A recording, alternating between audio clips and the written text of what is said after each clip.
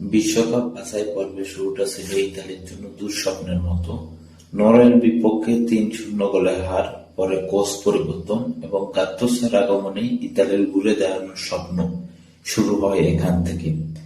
এখন পর্যন্ত ৬ জয় নিয়ে শীর্ষ ২ নম্বর ইতালি, কিন্তু এখনো বিশ্বকাপ টিকিট অধরাই থেকে গেছে ইতালিয়ানদের জন্য।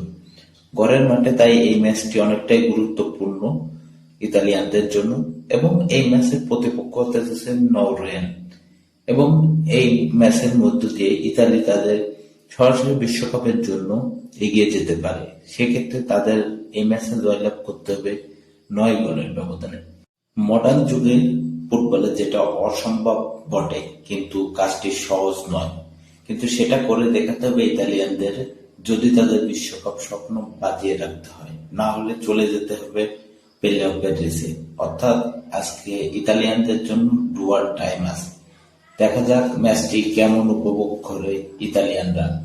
এবং অপরদিকে নরওয়ে রয়েছে দুর্দান্ত ফর্মে। তারা মোট বিশ্বকাপ বাছাই পর্বে ৭টি ম্যাচ খেলছে এবং ৭টি ম্যাচের ৭টি ম্যাচই তারা জয়লাভ করছে।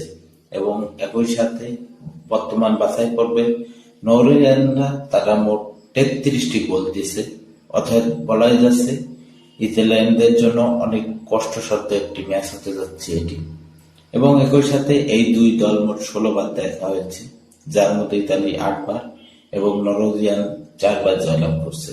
বাকি ম্যাচগুলো হয়েছে ড্র।